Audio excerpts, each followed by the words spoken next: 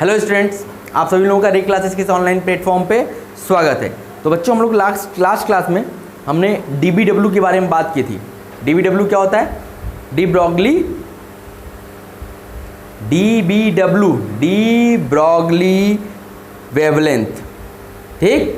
और हमने लास्ट में जो बताया था वो आपको रिलेशन बताया था कि DBW in terms of kinetic energy, वहाँ से क्या फॉर्मूला आया था? Lambda is equal to H upon under 2m K ई, ठीक है, ये आया था। अब चलो, अब हम उसी पे बेस्ड कुछ क्वेश्चंस कर लेते हैं, जो हमने पढ़ा है उस पर बेस्ड कुछ क्वेश्चंस करते हैं, ताकि हमारा जो कॉन्सेप्ट है वो एकदम क्लियर हो जाए, उड़ ना जाए, क्लियर हो जाए, ठीक है। चलो भाई, पहला क्वेश्चन लिखिए, calculate DBW, de Broglie wavelength. अब देखो, डी ब्रॉगली वेवलेंथ को मैं हर जगह डीबीडब्ल्यू लिखूंगा, अब आपको समझना है। Calculate DBW of alpha particle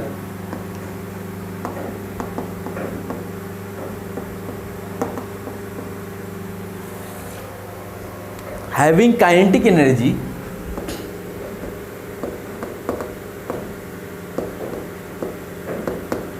क्या है? 5 into 10 to the power -8 joule, 8 joule, ठीक है।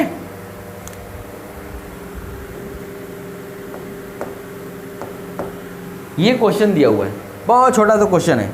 कहोगे सर ये तो क्वेश्चन है कि नहीं है? है क्वेश्चन। देखो भाई, जब ये क्या कह रहा है कि आपको डीबीडब्ल्यू निकालना है अल्फा पार्टिकल का, सबसे पहला काम क्या करो? फॉर्मूला लिखो, तब चीज़ें समझ में आएंगी। फॉर्मूला हमने वेवलेंथ पढ़ा था, lambda is equal to H upon under root 2m K ई। अब देखो, यहाँ h तो कांस्टेंट है, के ई हमको दिया है, अब बस ये m पता चल जाए तो हमारा काम हो जाएगा। अब देखो, m के लिए क्या दे दिया उसने? अल्फा पार्टिकल दे दिया। अब अल्फा पार्टिकल क्या होता है वो तो आपको पता होगा। अल्फा पार्टिकल होता है क्या है? ये होता है 2He4। इसका मतलब इसका जो मास होगा वो क्या होगा? m क्या होगा? 4amu। और amu को हमें कन्वर्ट करना आता है, तो ये क्या हो जाएगा? ये 4 into 1.67 into 10 to the power कितना होता है भाई? -23। अब ये क्या आ गया? ये हमारा केजी में मिल गया हमको। जब हमें मास मिल गया तब सारी चीज़ें उठा के बस रख देनी है। चलो भाई, h की वैल्यू क्या होती थी? 6.63 into 10 to the power -34 upon under root में 2 into 4 into 1.67 into 10 to the power -23 multiplied by, और क्या आ गया? 5 इंटू 10 टू द पावर -8।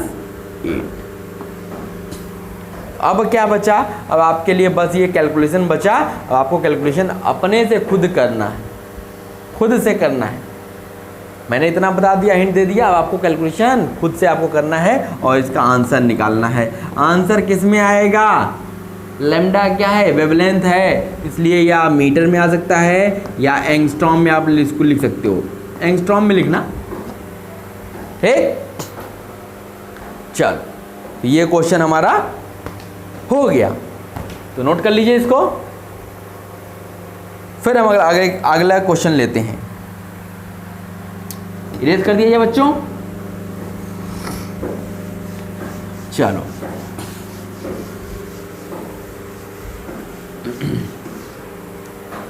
अब देखो अगला क्वेश्चन लिखिए। कहता है calculate the ratio of wavelength, calculate the ratio of wavelength, calculate the ratio of wavelength of alpha particle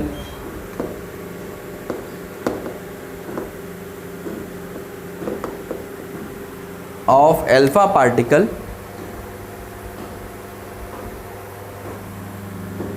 to proton,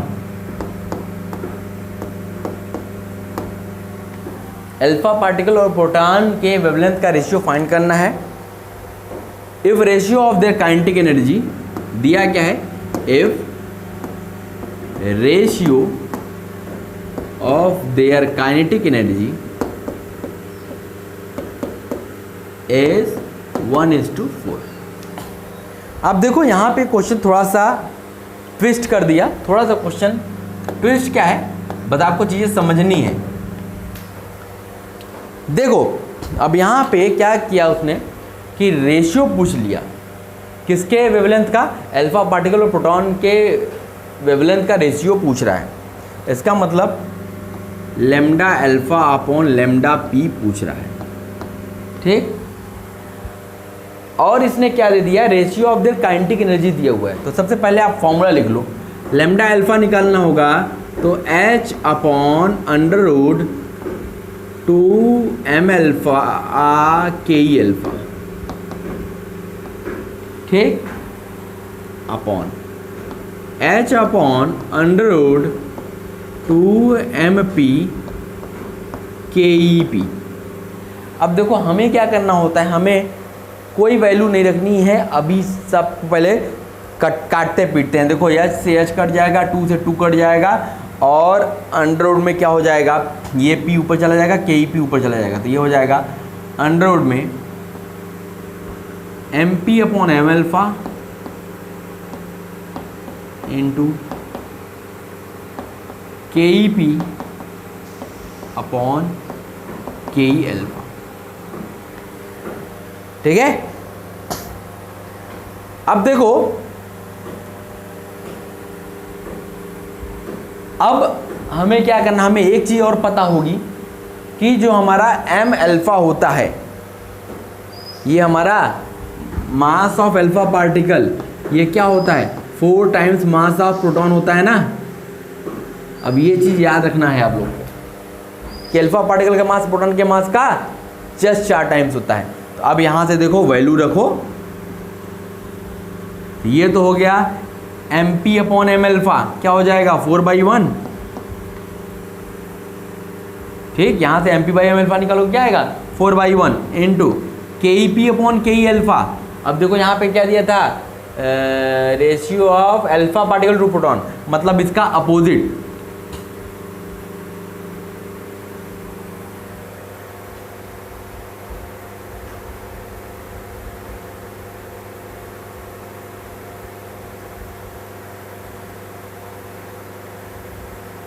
sorry, यहाँ MP बाई एम अल्फा है ना, MP बाई एम अल्फा निकालोगे तो 1/4 आएगा ना, ये अल्फा नीचे जाएगा तो ये 4 नीचे आएगा तो 1/4 आएगा, तभी कह रहे हैं।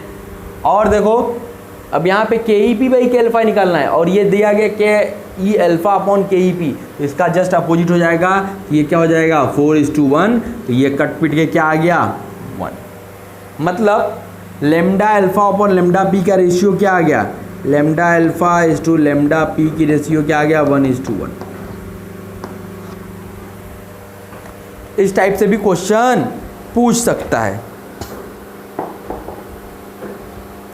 ओके। चलो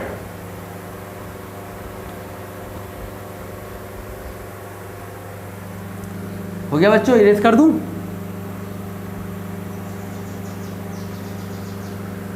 कंप्लीटेड। चलो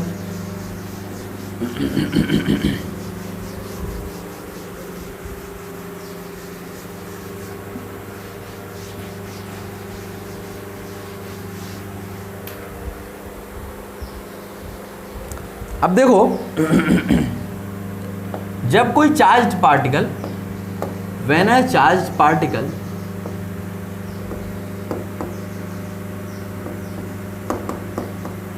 when a charged particle carrying q coulomb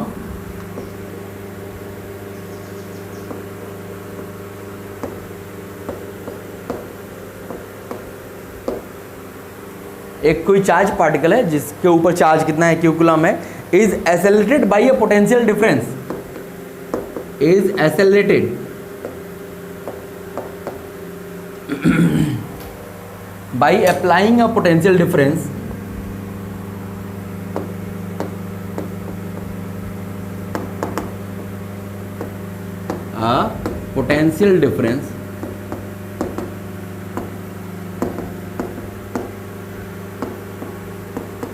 by applying a potential difference भी, तो क्या होगा जब कोई चार्ज पार्टिकल जिस पे चार्ज Q है इसको एक्सेलरेट कराया जाता है एक पोटेंशियल डिफरेंस अप्लाई करके। तो यही इसी को हम लोग यही एक एक्सपेरिमेंट का नाम भी है, इसको बोला जाता है Davisson and Germer experiment. Davisson and Germer experiment.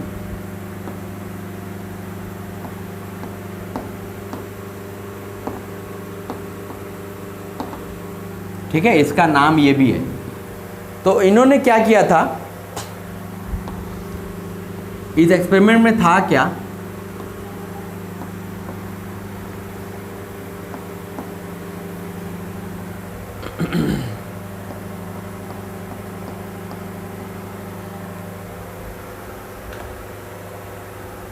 इस एक्सपेरिमेंट में था क्या कि ये हमारा पॉजिटिव चार्ज था, ये निगेटिवली चार्ज्ड है। ठीक है, और यहाँ पे जो हमारा पोटेंशियल डिफरेंस क्रिएट किया गया V वोल्ट, V वोल्टेज दिया गया। तो इसकी वजह से क्या हुआ, इसकी वजह से ये जो चार्ज था ये इधर मूव एक्सेलरेट करने लगा। ये क्या हुआ, इधर एक्सेलरेट करने लगा। हमने इलेक्ट्रॉन लेके चार्ज ले लिया है, कोई भी चार्ज पार्टिकल, तो चार्ज जो है इधर से इधर एक्सेलरेट करने लगा। कब करने लगा, जब V पोटेंशियल डिफरेंस उसके बीच में अप्लाई किया गया। तो यहाँ से अब क्या होता है, जो काइनेटिक एनर्जी होगी, जो काइनेटिक एनर्जी होगी इस चार्ज पार्टिकल की, वो क्या हो जाएगी, वो हो जाएगी चार्ज इनटू पोटेंशियल। ये इतना जूल क्या हो जाएगा, काइनेटिक एनर्जी हो जाएगी। तो इसका मतलब है कि अब हम लोगों ने लेमडा की वैल्यू पढ़ी थी, लेमडा क्या पढ़ा था, तो ये था h/√2m/ke, यही पढ़ा था।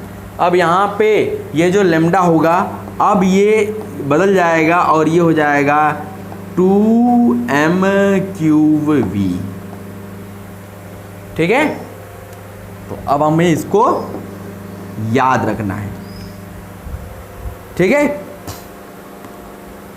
अगर हम इलेक्ट्रॉन की बात करें, अगर यहाँ पे जो चार्ज पार्टिकल है वो हमने इलेक्ट्रॉन ले लें, हमने कोई भी चार्ज बॉडी ली है, तो अगर हमने इलेक्ट्रॉन ले लिया यहाँ पे, तो फॉर इलेक्ट्रॉन के लिए क्या हो जाएगा, अब जैसे कोई भी अदर चार्ज पार्टिकल लिया है तो उसका मास गिवन होगा और पोटेंशियल गिवन होगा, तो आप आसानी के साथ कैलकुलेट कर सकते हो। अगर मान लो यहाँ पे इलेक्ट्रॉन मूव कर रहा हो, तो इलेक्ट्रॉन मूव करेगा तो यहाँ पे EV आ जाएगा और मास ऑफ इलेक्ट्रॉन आ जाएगा। तो सारी वैल्यूज़ को रखने पे आपको क्या मिलता है, एक फॉर्मूला मिलता है, lambda is equal to √150/V angstrom, या इसी को बोला जाता है, इसी को लिख सकते हो आप 12.25/√V एंगस्ट्रॉम। ठीक है, इलेक्ट्रॉन के केस में ये हो जाता है, तो डायरेक्ट आप याद भी रख सकते हो। ठीक है, तो ये जो एक्सपेरिमेंट किया गया था ये डेविसन और जर्मन के द्वारा किया गया था। ठीक, इसको नोट कर लो बच्चों, फिर हम लोग आगे बात करते हैं।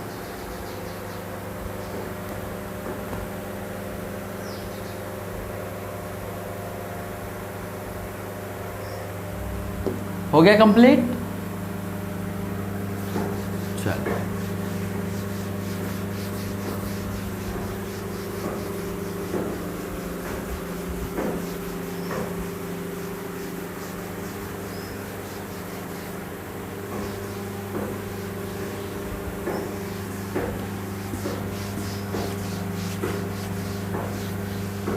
चलिए भाई, अभी तक देखो हम लोगों ने क्या बात की कि अगर हमें वेवलेंथ वेलोसिटी की टर्म में बताना है, वेलोसिटी की टर्म में अगर हमें वेवलेंथ बताना है तो लेमडा इज इक्वल टू क्या हो जाता था, h/mv, यही होता था ना, h/mv जब वेलोसिटी की टर्म में था। फिर हमने काइनेटिक एनर्जी की टर्म में पढ़ा लेमडा को, तो काइनेटिक एनर्जी की टर्म में क्या आ गया, h/√2mke, ठीक। फिर हमने पढ़ा पोटेंशियल के टर्म में, वोल्टेज के टर्म में, यहाँ पे लेमडा की वैल्यू क्या हो गई, h/2mqv, ठीक। अब आपको ये 3 फॉर्मूले याद रखने हैं। और यहाँ पे जनरली जो हम लोग लेते हैं, जनरली वी टेक इलेक्ट्रॉन्स, हम जनरली चार्ज क्या लेते हैं, इलेक्ट्रॉन लेते हैं, चार्ज पार्टिकल क्या लेते हैं, इलेक्ट्रॉन लेते हैं, और उसके लिए हम लोग सॉल्व करते हैं, ठीक है। तो ये हमने क्या किया, और अगर हम यहाँ पे इलेक्ट्रॉन लेते हैं तो यहाँ पे हमें इलेक्ट्रॉन के लिए हमें क्या पता है कि इलेक्ट्रॉन के लिए हमें इसका मास पता रहता है और इसका चार्ज पता रहता है।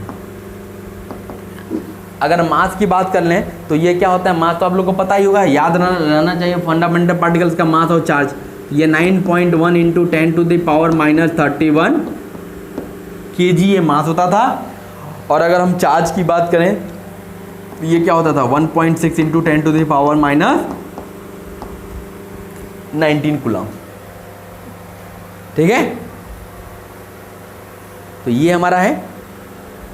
अब हम एक छोटा सा क्वेश्चन और करते हैं, फिर हम आगे बात करेंगे।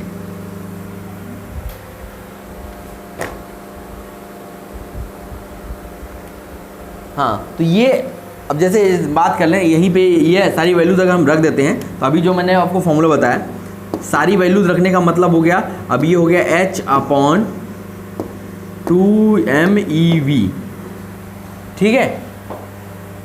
तो अब यहाँ पे अगर हम इस फॉर्मूले में सारी वैल्यूज रख देते हैं, क्योंकि h की वैल्यू पता है 6.63 × 10⁻34 अपॉन, ये देखो 2 हो गया, ये m हो गया मास 9.1 × 10⁻31 इंटू ई हो गया 1.6 × 10⁻19, और क्या है v बचा है, ऐसे ही रहने दो। तो इसको जब आप सिंप्लीफाई करते हो, पूरा काटते पीटते हो, तो ये यहीं आता है 150/v एंगस्ट्रॉम। तो ये याद रखिएगा। अब हमें इतना बार बार इतना कैलकुलेशन करने की ज़रूरत नहीं है, हम डायरेक्ट याद रखेंगे कि लेमडा अगर इलेक्ट्रॉन के लिए हमें फाइंड करना है तो 150/√v एंगस्ट्रॉम होता है, ठीक है। चलो अब हम लोग क्वेश्चन लेते हैं। हो गया बच्चों, इरेज कर दिया जाए, okay.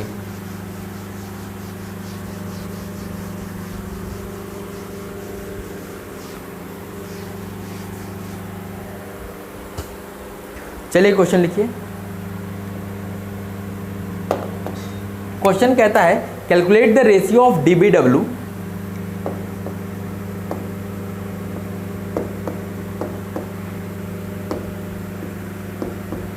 Calculate the ratio of dBW। dBW का रेशियो हमें फाइंड करना है of alpha particle to proton.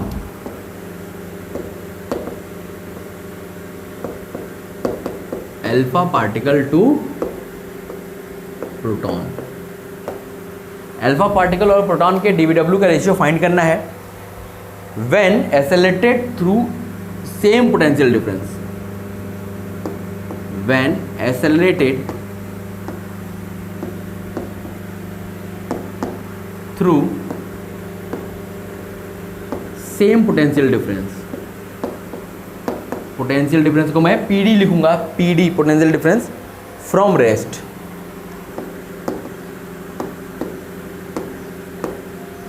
From rest. अब देखो इतना ही क्वेश्चन दिया गया है, कहता क्या है कि आपको रेशियो निकालना है डीबीडब्ल्यू का, अल्फा पार्टिकल और प्रोटॉन के डीबीडब्ल्यू का रेशियो फाइंड करना है। ये दिया हुआ है कि when accelerated through same potential difference, दोनों सेम पोटेंशियल डिफरेंस से एक्सेलरेट कर रहे हैं और रेस्ट से, पहले रेस्ट पे थे फिर एक्सेलरेट करना शुरू किए, तो दोनों के बीच पोटेंशियल डिफरेंस क्या है, सेम है। तो अब देखो यहाँ पे कहोगे सर कुछ तो दिया ही नहीं, हम कैसे निकालेंगे, तो दिया है। देखो क्या है कि हमसे बोला है lambda alpha upon lambda P calculate करने के लिए, तो हमारा सबसे पहला काम क्या होता है, फॉर्मूला लिखना। और अब फॉर्मूला यहाँ पे क्या आएगा, पोटेंशियल डिफरेंस आ गया, इसलिए फॉर्मूला क्यू वी वाला आएगा। तो H upon under root 2m QV, ठीक है। अब यहाँ पे अल्फा के लिए बोले तो m alpha Q alpha V दोनों में क्या है, सेम है, इसलिए V को V ही रहने देंगे। और दूसरा आ जाएगा H upon under root 2mp QP V, ठीक। अब देखो यहाँ से क्या क्या कैंसिल होगा, H cancel, 2 cancel, V cancel, बचा क्या वो लिख लो। तो root over MP by M alpha into QP by Q alpha, यही बचेगा। अब देखो जो चार्ज, पहले जो मास था, मास तो मैंने अभी बता दिया था आपको कि अल्फा पार्टिकल का मास जो होता है वो प्रोटॉन के मास का 4 टाइम्स होता है, 4 mp।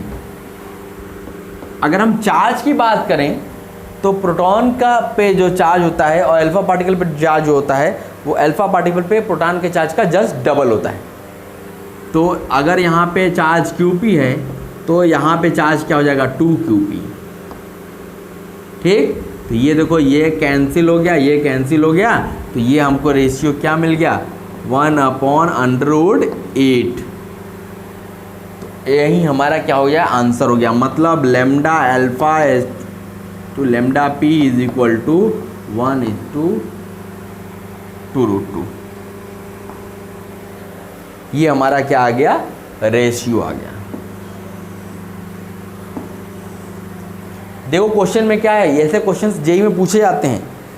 यहाँ पे आप कहोगे सर कुछ तो दिया ही नहीं, कैसे सॉल्व करेंगे, लेकिन सॉल्व हो जाते हैं, बस आपको चीज़ें पता होनी चाहिए, ठीक। बस एक चीज़ इसने दे दी कि सेम पोटेंशियल डिफरेंस पे है, तो बस उसी पे हमारा सारा काम हो जाएगा, ठीक है। नोट कीजिए।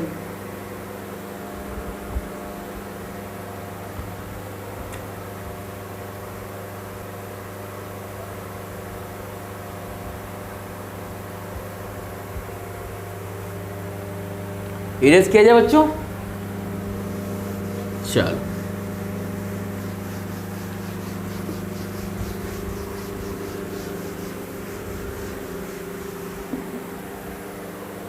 एक और छोटा सा क्वेश्चन लिखते हैं, calculate DBW of an electron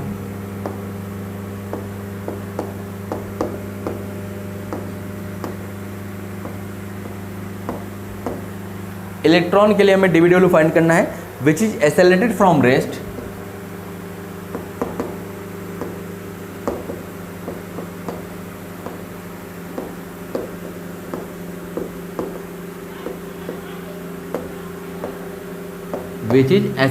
from rest through a potential difference of 1.5 volt, through a potential difference of 1.5। देखो ये क्वेश्चन दिया हुआ है। अब अगर यहाँ पे हमें कोई बोले कि सर यहाँ पे हम क्या लगाएंगे, तो देखो डीबीडब्ल्यू निकालना है, डी ब्रॉगली वेवलेंथ निकालना है इलेक्ट्रॉन का, और यहाँ एक्सेलरेट करा है रेस्ट से, और ये दिया हुआ पोटेंशियल डिफरेंस 1.5 वोल्ट है। अभी मैंने आपको एक फॉर्मूला बताया था, मैंने कि H upon under root 2m EV, electron है तो इलेक्ट्रॉन का चार्ज आएगा और m मास इलेक्ट्रॉन का जाएगा, और इसी को हमने निकाल के बताया था, सारी वैल्यूज रख करके बताई थी। ये क्या आती थी, अंडर रूट 150/V। अब हमें क्या करना है, अब हमें बस यहाँ पे v की वैल्यू उठा के 1.5 रख देनी है और सारा काम हमारा आसान हो गया। तो यहाँ पे अगर ये आप रख देते हो तो ये हो जाएगा √150 बाई 1.5, ये हो जाएगा 100 का बाहर आएगा 10 एंगस्ट्रॉम। यही हमारा आंसर हो गया। देखो एक लाइन का भी आंसर नहीं है।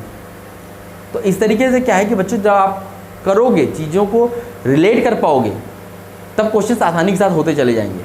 लेकिन वो रिलेट करना आपको आना चाहिए, तभी क्वेश्चंस हो पाएंगे। Otherwise bye bye, tata bye bye. चलो नोट कर लो इसको, फिर आगे हम लोग चलते हैं।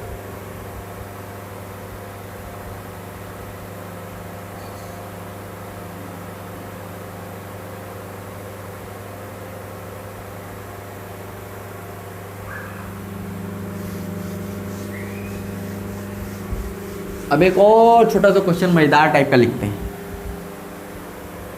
तो लिखिएगा क्या क्वेश्चन है। क्वेश्चन कहता है an electron having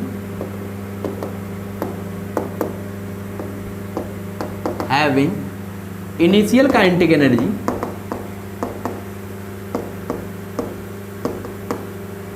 of 6 eV is accelerated। एक इलेक्ट्रॉन है जिसकी इनिशियल काइनेटिक एनर्जी 6 eV है, ये एक्सेलरेट कर रही है through a potential difference of 4 volt, through a potential difference of 4 volt, 4 volt के potential difference. Find wavelength associated with electron, find wavelength associated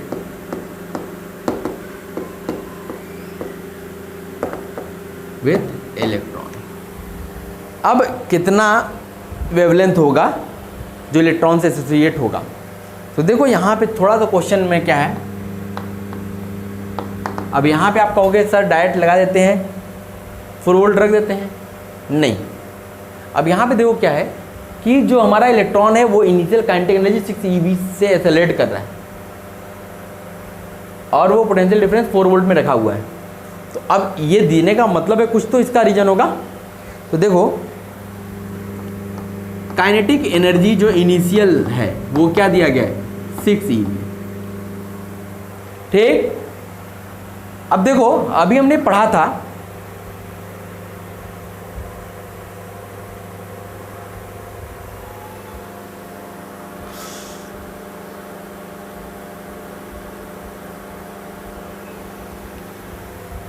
अब जो उस पोटेंशियल डिफरेंस में रखा गया वो इलेक्ट्रॉन जब जाएगा तो वहाँ पे काइनेटिक एनर्जी उस फील्ड के कारण क्या होगी, क्या पढ़ते थे QV ना।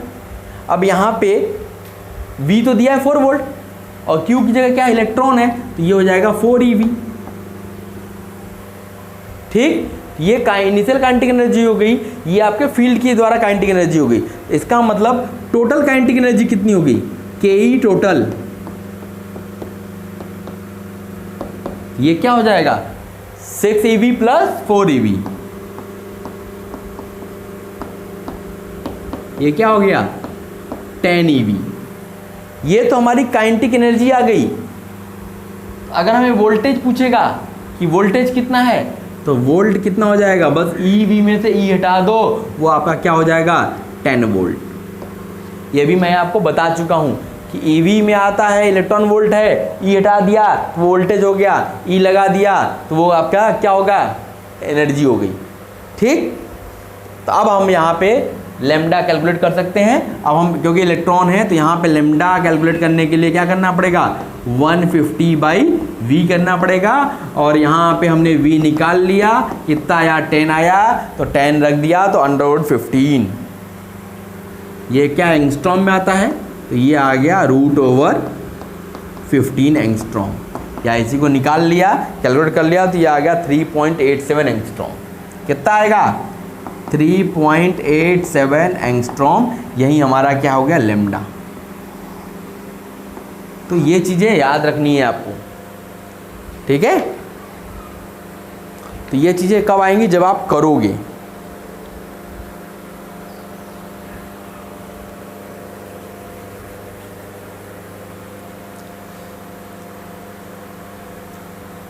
जब हम लोग करेंगे तभी चीज़ें समझ में आएंगी।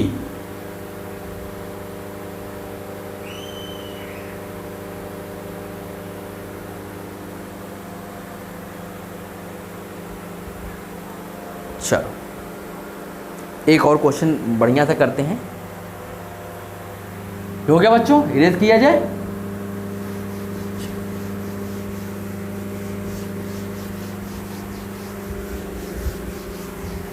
आज की क्लास तो क्वेश्चंस के नाम होगी, क्यों? तो हम लोग केवल क्वेश्चन ही कर रहे हैं। क्या हो गया भाई, आगे थियरी उरी पढ़ेंगे कि नहीं पढ़ेंगे? पढ़ेंगे पढ़ेंगे बच्चों, पढ़ेंगे। तो एक क्वेश्चन और लिखते हैं, मजेदार टाइप का क्वेश्चन है। dBW of an electron in second orbit of Li plus 2 ion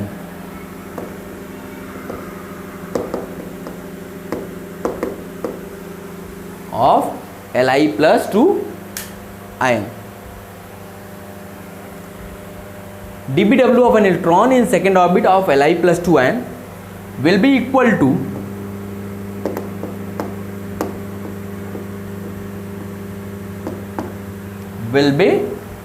to dBW of electron in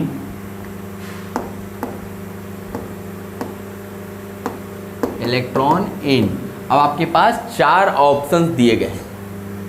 पहला ऑप्शन दिया गया है n equal to 3 of H atom,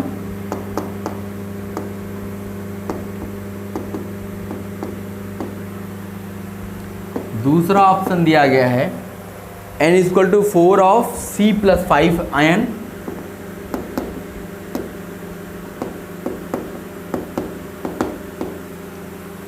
ठीक। तीसरा ऑप्शन दिया गया है n equal to 6 of B plus 3 ion, और चौथा ऑप्शन दिया गया है n is equal to 3 of He plus ion. तो आपसे क्वेश्चन उसने पूछा है कि इलेक्ट्रॉन का जो dBW होगा, क्या पूछा है? सेकेंड ऑर्बिट में Li प्लस 2 के सेकेंड ऑर्बिट में इलेक्ट्रॉन का dBW किसके इक्वल होगा? n equal to 3 of H atom के इक्वल होगा, या n equal to 4 of C plus 5 ion के इक्वल होगा, या n equal to 6 of B plus 3 ion होगा, या n equal to 3 of He plus ion होगा। तो अब देखो, हम लोग लेमडा, तो हमें पता है कि लेमडा हम लोग क्या पढ़ते हैं, H/mb,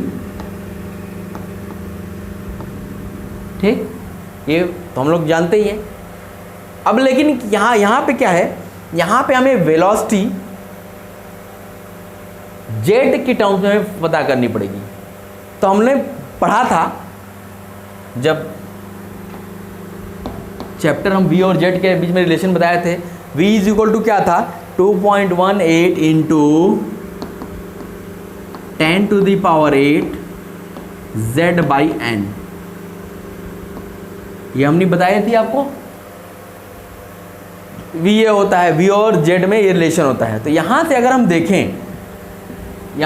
देखें, तो v प्रोपोर्शनल है किसके, z बाई n के, है v प्रोपोर्शनल किसके, z बाई n के। अगर हम लेमडा के टर्म्स में देखें तो lambda is inversely proportional to v। Lambda v के क्या है, इनवर्सली प्रोपोर्शनल है। जब लेमडा v के इनवर्सली प्रोपोर्शनल है और v डायरेक्टली प्रोपोर्शनल है z बाई n के, तो इसका मतलब है lambda is proportional to n by z। मतलब n लेमडा किसके प्रोपोर्शनल हो गया, n बाई z के प्रोपोर्शनल हो गया। तो अब देखो क्या करना है, जब ये लेमडा n बाई z के प्रोपोर्शनल हो गया, तो अब ये देखो कि दिया किसके लिए है। लेमडा पहले हम निकाल लेते हैं कि second orbit of Li plus 2 ion. तो इसके लिए हम पहले एन बाई जेड की वैल्यू निकाल लेते हैं, तो है कितना, फिर हम इनके कंपेरिजन कर लेंगे। तो देखो Li प्लस 2in के लिए z की वैल्यू क्या हो जाएगी 3 और n की वैल्यू क्या दी गई है सेकेंड ऑर्बिट। तो for second orbit of Li plus 2n, इसके लिए क्या करते हैं n बाई जेड की वैल्यू निकाल लेते हैं। तो देखो n की वैल्यू तो 2 आ गई और z की वैल्यू एक बढ़ा दिया तो 3, n बाई जेड की वैल्यू 3 आ गई। अब इसका मतलब है चारों ऑप्शन में जिसके लिए n बाई जेड की वैल्यू 2/3 आएगी वही हमारा ऑप्शन होगा, वही हमारा आंसर हो जाएगा। तो अब हमें क्या करना है, ऑप्शन से जाना है और एक एक ऑप्शन को हमें चेक करना होगा। तो चलो भाई पहले के लिए देखते हैं, पहले के लिए देखते हैं ए के लिए। ए के लिए देखो तो n की वैल्यू 3 आ गई, n बाई जेड की वैल्यू हम निकालें सबके लिए, ए की वैल्यू 3 आ गई और H एटम है तो H एटम के लिए Z क्या होता है 1 होता है, तो n की वैल्यू 3/1। क्या ये 2/3 के इक्वल है, नहीं है। चलो भाई बी ऑप्शन देखते हैं। बी ऑप्शन के लिए देखो तो n की वैल्यू 4, तो n बाई जेड की वैल्यू हम निकालना चाहते हैं तो n की वैल्यू तो 4 हो गई और z की वैल्यू क्या हो जाएगी +5 है तो 6 हो जाएगी। ये क्या आया 2/3 आया। चलो भाई इसका मतलब ये ऑप्शन तो सही है, तो हम आगे भी चलते हैं। सी में देखा तो यहाँ पे n बाई जेड की वैल्यू अगर हम कैलकुलेट करें तो n की वैल्यू तो 6 है और z की वैल्यू 4, ये क्या आ गया 3/2 आ गया। और ऐसे ही अगर हम डी ऑप्शन चेक करें तो डी ऑप्शन के लिए n बाई जेड अगर हम कैलकुलेट करना चाहते हैं तो यहाँ पे n की वैल्यू तो 3 हो गई और z की वैल्यू क्या हो गई 2, तो ये भी 3/2 ही आ रहा है। तो इसका मतलब हो गया कि हमारा आंसर क्या होगा, मतलब second orbit Li plus 2n के लिए इलेक्ट्रॉन का जो dBW होगा वो किसके इक्वल होगा, n equal to 4 of C+5 ion के लिए। ठीक है, तो ये हमारा ऑप्शन क्या होगा, ट्रू होगा। ये काफ़ी अच्छा क्वेश्चन है और ये जेई में पूछा गया है। आपको क्वेश्चन देख के ही फील आ रहा होगा, मज़ा आ रहा होगा, आ रहा है ना। तो इस टाइप के क्वेश्चन बनते हैं बच्चों, डीबीडब्ल्यू पे क्वेश्चन आता है, बहुत सारे क्वेश्चन पूछे जाते हैं, एक न एक क्वेश्चन रहता ही रहता है। किसी भी कॉम्पिटिटिव एग्जाम में बात कर लें तो आपको इस तरीके से सॉल्व करना है। हमें कुछ चीज़ें पता होनी चाहिए, फिर उसके बाद हम लोग ऑप्शन से जाएंगे और आंसर को फाइंड कर लेंगे। ठीक है, तो ये हमारा क्वेश्चन हो गया और उम्मीद करता हूं कि आपको ये सारे क्वेश्चंस मज़ेदार लगे होंगे। लगे मज़ेदार तो आप इनको ज़रूर ट्राई करें एक बार। जितने भी क्वेश्चन हमने कराए हैं आप एक बार सारे क्वेश्चन को एक बार ज़रूर गो थ्रू करें, क्योंकि क्वेश्चंस जितने भी मैंने कराए हैं वो सब अच्छे क्वेश्चंस हैं और मैंने आपको समझाने की पूरी कोशिश की है।